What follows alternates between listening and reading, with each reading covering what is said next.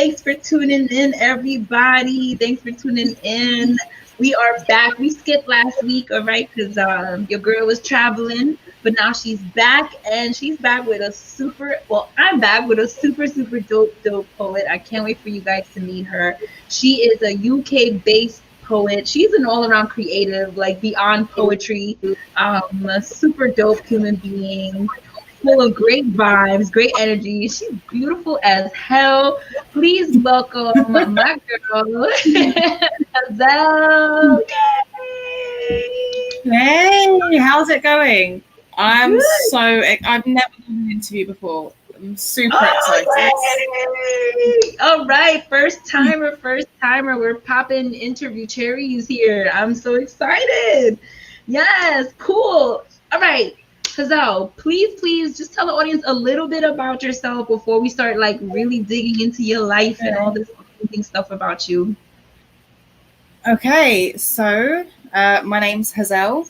People call me Haz or Zel, either is fine. I have only been performing since October last year. Like my writing kind of started as trauma poetry, but like became everything else, including erotic poetry, thanks to you, goddess. Um, yeah, what else can I tell you? Oh, I'm very much the cliche. Like I was married and then divorced, and I've got 2 kids, and I came out as gay. So there's that. And I just I'm in a place where I love life now. It's taken a long time to get here. Like lots has happened within my life, which is why I'm a strong advocate for mental health. Yeah. Yeah, everything's been a roller coaster basically. So I'm looking forward to getting into it with you. Isn't that the truth? I think we all go through some ups and downs in our lives, but that's kind of what makes us great creatives because it helps. We're able to take those experiences and create things that others can like relate to and things like that. So you you you mentioned so much in just a little snippet of time, but I definitely want to talk about. I definitely want to talk about how your experience. You were telling me before when you came out and how interesting it was. Can you tell me a little bit about that because you mentioned something that was actually really funny, and I think a lot of us can relate to that. Yeah, so I actually chickened out of coming out to my mum when I was 14. I grew up in a very sort of homophobic, racist household. And so I sort of tried to bottled it, told her I was bisexual. Sort of like, it's okay, mum, because I might end up with a guy, kind of like the hope thing. And I then kind of threw myself into trying to have the whole family unit, do what I was supposed to do, live life how it was supposed to be lived. And I ended up getting married and having 2 kids. Love my kids. Subsequently got divorced, but they have an amazing dad, so it all worked out. That's yeah, good. and I really, their dad's amazing. To be fair, like I couldn't fault him as far as they're concerned. But I really battled with myself for a long time because I was sort of, I guess, turning my back on who I really was. So I finally got to the point. Pardon? Were you afraid of being judged? Yeah, I mean, even something I struggle with now. I'm like, am I a cliche? Because I was married, and I've got 2 kids, and now I'm gay. Is like a cliche, but I guess it's not. No, it hasn't. So I finally came out. I finally came out last year to my sister and to my cousin. Yeah, I came out of the closet. It was Christmas Day, actually. Christmas Day. So how did they take it? Well, I was like, guys, I've got something to tell you. I really built it up because in my head it was a big thing, and I just went, look. Of course, it's important. Yeah, I'm gay. And my cousin looked at my sister. My sister looked at my cousin, and they just went, finally. guys, could you not have told me years ago and saved me all of this anguish? That would have been great. God.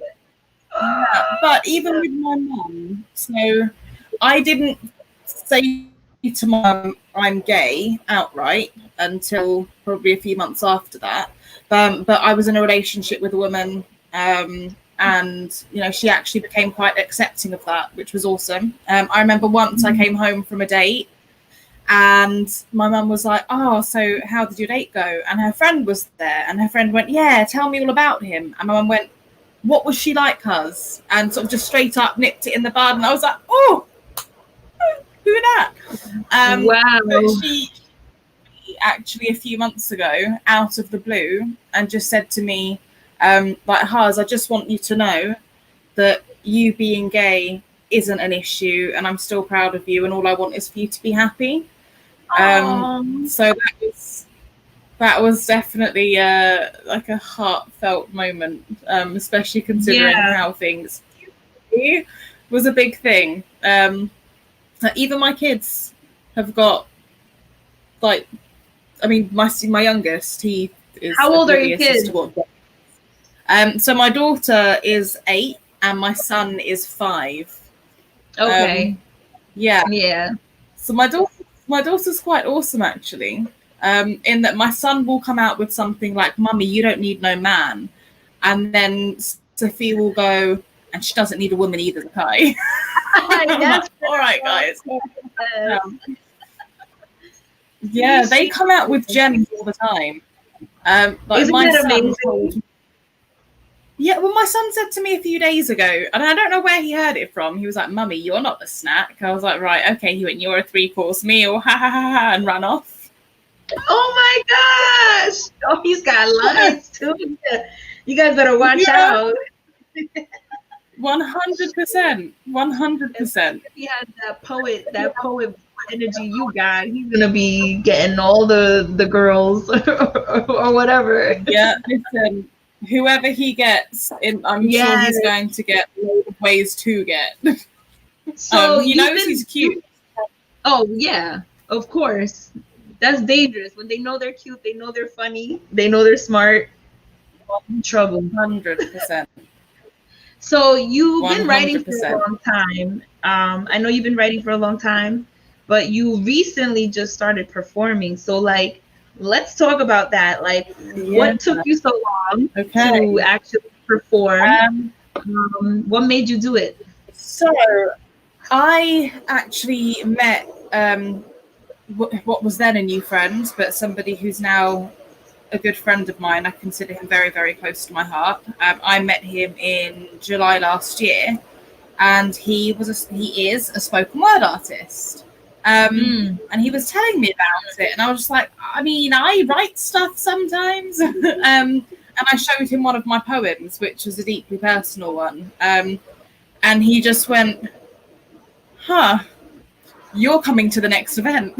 So, oh, okay. So I wrote a piece for the event called Skin Deep, which I performed, and I've not looked back since, really. What? Really? Yeah. I feel like my writing's come a long way. But you perform like, like you've been performing for a long time. I mean, I'm around creative people all the time. I'm around performers all the time. I can't get away from them. But you don't, like, I would have never guessed that you just started performing. I would have been, that's why you shocked me when you're like, since October 2019. Yeah. I was like, I think she put the wrong year here. Like, no. There are a few videos floating around on my IGTV of my first ever performances, and we're talking me kind of shuffling onto the stage, clutching my notepad. is where I was at. So yeah, things have definitely changed a lot since then. I try to memorize my pieces now. It doesn't always work out that way, but I've just felt a lot more comfortable, because when I was first writing, I was writing just to try and get my feelings out. There's a line in one of my poems, I write so I don't have to cut anymore, and writing was very much a release for me. Yeah. So when I was suddenly putting that out to the outside world, even though it was in a very, very intimate space and so on, I still felt Yeah. like, oh my God, everyone's about to see this, which was, Mhm. yeah, it was difficult. Difficult. Yeah, it's But like pressure. I've kind of, It's like yeah, but luckily the poetry community is so inclusive. Like, I guess I found a family that I didn't know existed. And it's really helped me to grow confidence, even just within myself and my person, poetry aside. So yeah. I'm very, very grateful for that day or that evening that I stumbled into the venue and onto the stage. And well, 3 glasses of wine later, I got onto the stage. Um, I think that yeah, liquid you courage. stumbled, but you stumbled and continued like that momentum, because even when you're Yeah, it reading from a snowballed. paper, when you're reading from a paper, I can't tell really that you're reading. Like that's just how you know that you're just very good at what you do, and I love that we cross paths.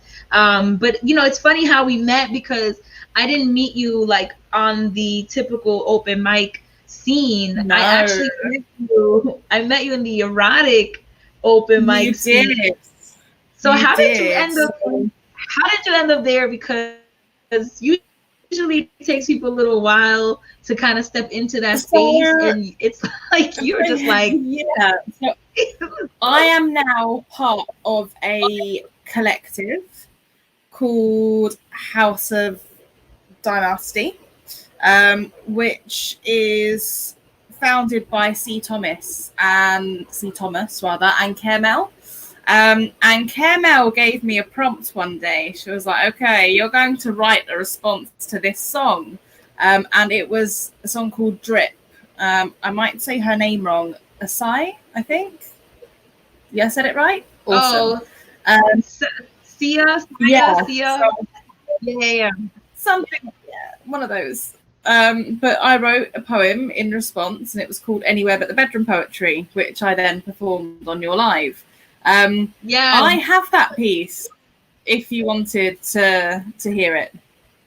Oh yes, I love to hear anything you got, girl. Give it to us. Okay. Right, this is "Anywhere But the Bedroom Poetry." You haven't even entered the room, and here I am. My senses standing to your attention.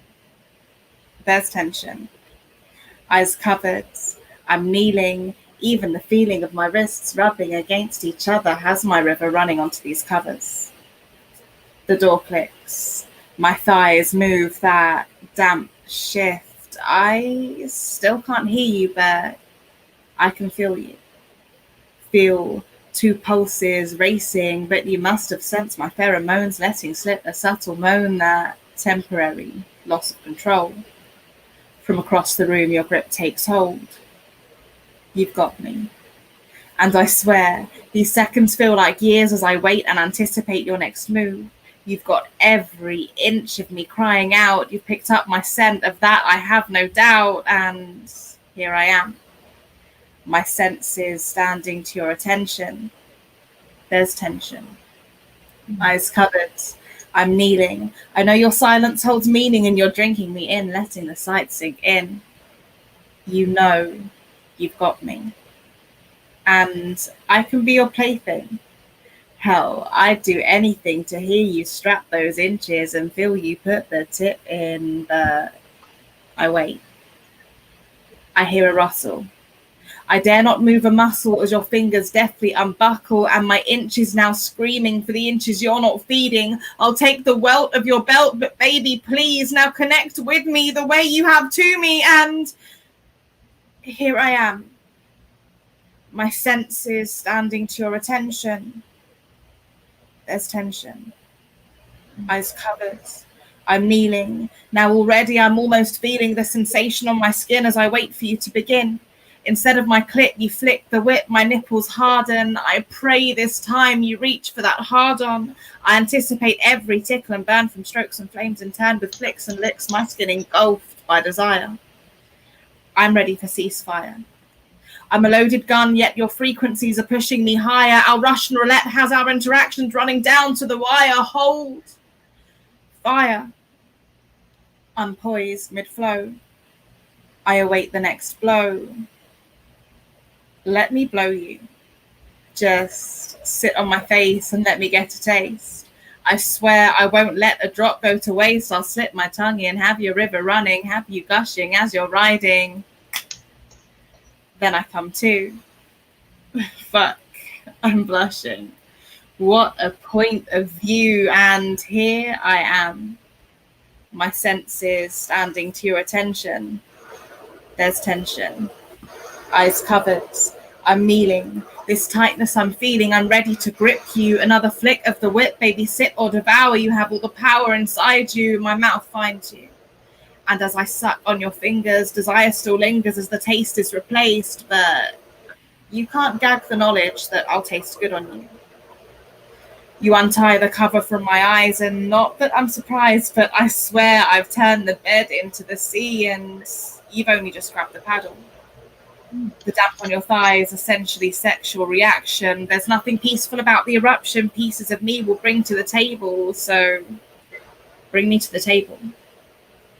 King, I'm not sure which strap you'll bring, but baby, strap me down, strap up, and bring yourself into me, because here I am. My senses standing to your attention. There's tension. I don't know how much more I can take. My body shakes as I wait for you to take me. For how quickly this has escalated. No, you quickly elevated my desire, and this hunger can't be satiated till you deeply penetrate its fire. And I know I'll get burned because I want you to. I'll be crying out that the hot drops, feeling the table shake and rock till the ice cube. Your first words, this is going inside you. Fuck you. I mean, I want to. Please. You'd have me down on my knees, but I'm tired, lapping up my juices and the ice as you nibble my thigh and stroke my insides. I'm shaking. I need this. It's building. I feel it. You interrupt. Now, baby, take it. You surface without pause. With those 9 inches, I'm yours, and I can't hold it anymore. I stutter. I shake. The waves cascade, and each wave flows as we go, squirting after every stroke. I release my screams. We move. Baby, breathe. My mouth filled with your tongue. We're one and the same. Your taste. I knew I'd taste good on you. And just like the waves, I don't stop coming. I've given in to what you're giving, though usually I don't just sit and take it. We can switch roles, and I'll take hold as we switch positions. Your mouth glistens. This is your show. And here I am. My senses standing to your attention. There's tension. Yes. I need a live studio audience for this. That was so hot. You got Caramel in here talking about that's my poetic code. Now she wants me to write something like this. Okay, I guess I'm being challenged. Yeah, I'm gonna have to let her respond. That was so dope. You know, and this is a performer who recently started performing. She's obviously, you are gifted. This is what you're supposed to be doing because you just stepped into the scene and you're killing it. That was really dope.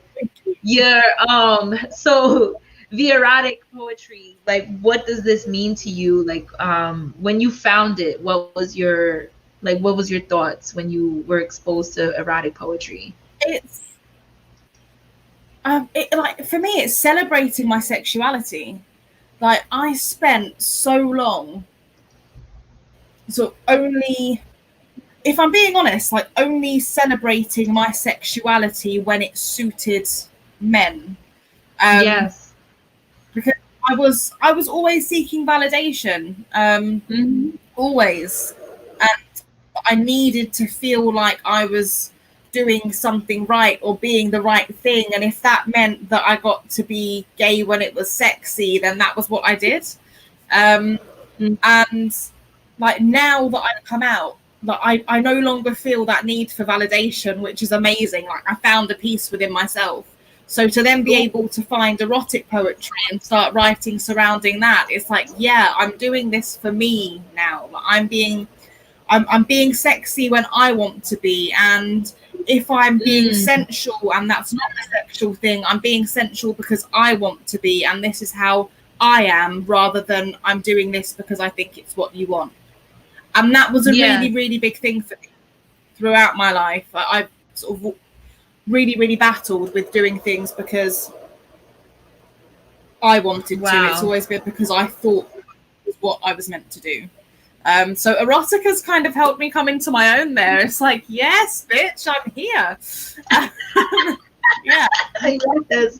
Well, even though it's not how you started doing poetry, we have people like Caramel, myself, and C. Thomas, and everybody else in the erotica poetry scene. Shout out to all of you guys. You all know who you are. I see you guys on Sundays for the hotline. But I want to give Caramel a special shout out. Yes. No, I need to give Caramel a special shout out because without Caramel, I would not be writing erotica. Pure and simple. That was all on Caramel. Thank you, Caramel. Yeah. Thank you so much for bringing her to our side. Thank you. Some people are very afraid of erotica. They're not. They feel like. Has anyone ever told you that, where they're like, I don't know how to write it. Like I can't. Does anyone ever say that to you? Yeah. What do you think of them? How do you write that? Like, but don't you get shy to say it? And I'm like, come on now. Are you shy when your clothes are off and someone else's clothes are off and you see what you want? Not really. So writing shouldn't be any. No, I feel you. Sometimes like I get like shy after I perform. Like I'll do a nasty ass piece on stage and then I'm like, do you ever feel like people approach you differently after you do an erotic piece? Yes. I get some people who are intimidated, which is cool. I kind of get it. Yeah. And then you get the people that like have pure and utter respect for you, which is amazing. But the third category are the ones that think you're easy because you're speaking about sex and celebrating it. And I'm just like, no, honey, just speak about sex. Doesn't mean I want it from you. It doesn't work like that. So that's... Yeah, I get it too. Thing, but no, I've enjoyed it. I've enjoyed the journey. You enjoyed what? I enjoy like the journey that it's taken me on, and like I don't think I've missed one of your hotlines since the first one, just because like it's an amazing platform. Yes. Well, what are your plans now with poetry? Where do you plan on going? Oh, look, Caramel agrees. She said the number of men who have approached me after a show, that's facts. I've gotten it too, they'd be like, oh, you was talking all that nasty shit on stage. And, you got to remind them, like, that wasn't for you. Yes. Well, but somebody had another. Well, someone had another one of my pieces. Someone had another one of my pieces recently called "Can You Dominate Me," which is very, very so freaking clearly towards a woman, right? Yeah. And he was like, he messaged me after the live and was like, I felt like you were talking to me, like you really, really spoke to my soul. So when are you coming to see me? I was like. When am I coming to see you? Are you like, bro, I'm hella gay? So, What about women? Do you feel like women, Caramel says women are never that bold. I wish they were. What's the response of women when they hear you do erotic poetry? If I'm honest, it's been great. Please.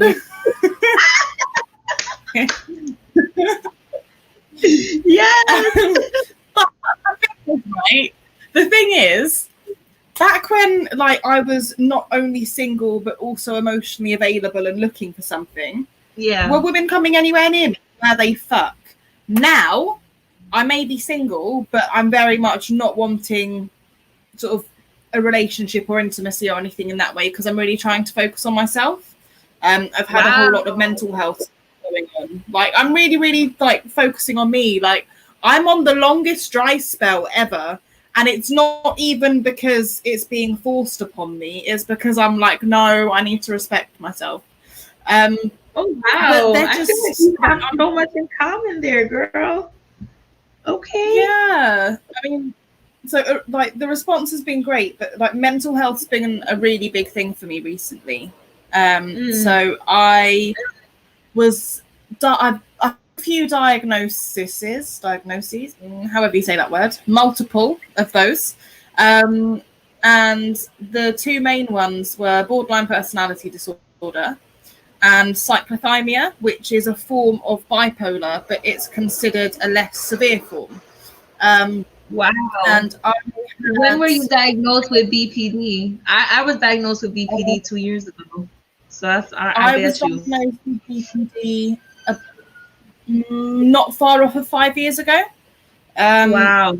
But it was in my notes from from when I was in my teenage years and went through some of the mental health services, but nothing was ever really picked up on or actioned. And I had a review with a consultant on Tuesday, I think it was. Yeah, Tuesday. Who has said that he feels my cyclothymia has progressed into bipolar type 1, so sort of the manic episodes of bipolar. So I've got I'm sort of waiting to have a psychiatric assessment, which I'm having done next week, I believe, thanks to an amazing charity that works in my industry who are really helping to push things along. Well, good. Yeah. Yeah, it's I've been battling since February to try and get help. And it just happened to be that I was talking to one of my friends from the industry a few days ago, and he went, "You do realise that the charity I'm on the board for can help you with this?" And I got a phone call that day, which was the Monday, and then like a follow-up call the next day, and now I've got a psychiatric assessment booked in next week, and I'm like, oh my god, I've been waiting for this for 6 months. So yeah, I'm sure that's amazing though. Well, do you feel like poetry is part of what helps you? Yeah, actually. And again, I wrote a piece very, very recently, which, so I don't really want to spam with poetry because I know it's more of an interview, but this piece holds my heart and it's very much about the journey itself. Yes, if you're happy, please share it. Okay. Yes, let's hear that. Yeah. So trigger warning. I gotta get like comfortable because I love it. Please do. Yeah, there are loads of different trigger warnings for this. Trigger warning. End nicely. Yeah. It's called "Today I Can't Feel the Sun." Today I can't feel the sun. The weatherman said highs of 25, but I am 26 and sober, and my mind is a storm. No, my mind is a tornado. No, my mind is a tsunami of epic proportions, enslaved by the calmness before the second wave hits. And then it hit me. I want more to life than I can give me. I want to feel the warmth without it burning. I want to experience the rain without being drowned. I want to play in snow and thaw my heart. And I guess this powerful imagery has to count for something, beyond the countless times I have counted the hours, the countless times I have counted the minutes, the countless times I have counted the seconds, the countless times I have counted my breaths as I tried to breathe beyond hyperventilation into panic beyond existence, and I am tired of counting. Someone somewhere said that we are the director, producer, and protagonist of our own lives, but I just want to direct mine so that I can shout cut and have it mean more than when my skin screams it. I want this to be over, but I don't want it to be the end. There must be more. I didn't fight every battle to settle for an anticlimax of depression. I didn't fight years of pain to give in to giving it to myself. I didn't fight to deserve warmth just to force myself to freeze, and it is so cold. Humans as beings are warm-blooded, yet as my blood spills, I'm bitten by frost, lost in memories of a childhood I ran too fast through, into an adulthood in which I still crisscross on a rope I'll one day jump to. I'm trapped in time. No, I'm trapped in my mind. No, I'm trapped in a society in which broken bones are socially acceptable, but bipolar and borderline personality disorder are labels people refuse to read into. These labels stick like those on prescription bottles we are not meant to disclose, and I expose my soul so that others can accept what they have without it being what they are. I am not broken. I am a jigsaw who still has pieces to find. I am a mind with mountains to climb so I can see through the clouds. I am a warrior with many wars ahead of her. I am. Though simply being is what within my grasp, I'll still reach for it. My fire burns bright with desire as my superpower has my feelings intensified, hitting heights you would be blinded by. My polarity has me flying till I'm dizzy. Speeding through a tunnel trying to look towards a light, I don't want to be the end. Focusing on the journey with the wind blowing through my hair, scenes of jumping from heights dominate as new heights have me scared. No, have me petrified. No, have me electrified. No, have me drawing upon a strength I never even believed was mine, let alone believed I could find it. Battling demons at times when there is no fight left in my mind, in one world in which two wars are a distant memory. Free me from these shackles, for wars fought drain in a time in which we should thrive, and I am not sick. I am ill, and I will work till I can sever these ties. I will work till I can feel alive. I will not take this lying down. My powers are infinite. The primate in me pushing primal instincts, pushing me to cloud nine, so that despite the odds against me, I can feel the sun as I am floating, coasting, fighting, winning, mostly losing, but I get up every time. Believe me when I tell you that one day I will want to be alive. My eyes will smile. My beams will shine bright and a long life will be tenable. Counting up to numbers previously unreachable. Today, I can't feel the sun. I am 26 and sober. My mind is not over. Thank you. Girl, yeah. You had me in my feelings. Yeah. Oh my God. What a phenomenal piece from this girl that just started performing. I can't believe it. You don't sound like it at all, girl. You are a pro at this. That was a beautiful piece. So I'm guessing your whole life inspired that, or a lot of the stuff that you've been dealing with in your life. Thank you. It was sort of one of the things. Yeah. Well, one of the main things for me recently, I am 63 days clean. So I'm very proud of that. Yeah, I got into a bit of a cycle of ruining myself and convincing myself that actually I was absolutely fine, and I wasn't absolutely fine. Yeah. Well, it It's been sounds a pretty, journey. It's been a it sounds journey, super and I know that good. certain things I will never touch or do in my life ever again. And Good. I kind of feel like I've been reborn in Yeah, some ways. Like, don't get me wrong, I'm still going to fuck up. It sounds to you. well, that's what I was gonna say. It seems as if you've kind of gone through this like awakening, and now you're like in this transitional space that you're like becoming the person you really want to be, Mm-hmm. like the truest form of yourself, in a happy way. So I'm very proud of you. Yeah. I'm happy that you're getting the help that you need Mm-hmm. to get, and you know you want it.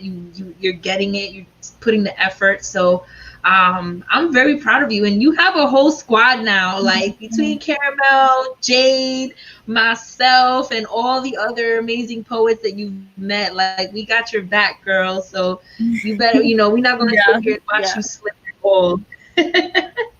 No, 100%. Before No, we and you wrap know up, what? I've got, yeah. what happened? No, I was going to say I've got some truly amazing friends who have sort of they stepped in when things were getting bad and have supported me throughout. And sort of now I've got the support of my new family as well. Caramel, Jade, I see you. But it just I feel like I'm able to support myself through things as well. That I know I've got these amazing people around me, and the reason why I'm so outspoken when it comes to mental health and my struggles is because mental health is something that everyone has, right? Everyone has mental health. And by being open about things in this way, like, you never know whose life you're going to save. So the Mm. conversation needs to keep going. And that's something I strongly believe. Ooh, I love that. So true. We definitely got to Yeah. keep talking about it. I feel like we're in a place now where younger people are talking about mental health. They're seeing that it's important, and it's not so much as like a bad conversation anymore. It's just people being honest about what's going on. Mm-hmm. So before we wrap up, I want to ask you, what is your final gem for the audience? Just something that you want them to walk away with, that you want them to remember you by. Just a little last piece of knowledge for the night. Fuck the expectations that everyone else puts on you and that you then internalize and put on yourself. All right. That is not the way to Ooh, live your life. So forget the expectations. Figure out where you want to be right now and where you want to be in the future and make that happen based on you. Because the longer you live your life trying to do what you think you should do, the longer you will ultimately be unhappy. So ooh, yeah, ooh. that's my gem. Talk about dropping a gem. She just hit you with the that shit. Yeah. That was amazing. That was amazing. Please, my Thank you. love, please, please, please tell the audience where they can find you. Yes. So you can find me on Instagram. It's at Zelsan, which is ZELHSAN. And I am actually planning to do a US tour May/June next year. So obviously I'm looking for sort of as many features as I can get to help towards those plane tickets. But most importantly, like, I'm trying to build up a network of people that I can go from state to state and see and just experience as much as possible, sort of from like-minded creatives. And yeah, so hit me up if you would like to spend some time with me in the States, throw some words around, basically. Yes! I can't wait for you to come to New York. You already know you got a feature slot on my platform, any stage. Yeah. It doesn't matter. It doesn't matter. I cannot wait to meet you in person. You're such a dope human being. Yes, guys, I hope you guys enjoyed today's conversation with Ha-Zel. She is like so bomb. Please make sure you follow her, and of course, follow us on on Instagram, Facebook, the Rose Garden events. YouTube, the Rose Garden events, all that good stuff. Follow, subscribe. You know the drill, guys. Stop playing games. I want to thank you for joining me today. It was a complete pleasure. I know it's almost like 1 in the morning over there, so thank you so much for hanging tight, staying up late with us. No. And guys, don't forget, we'll be back next Thursday. We're live every Thursday. What you say, poet? Peace, guys. Keep growing. Bye.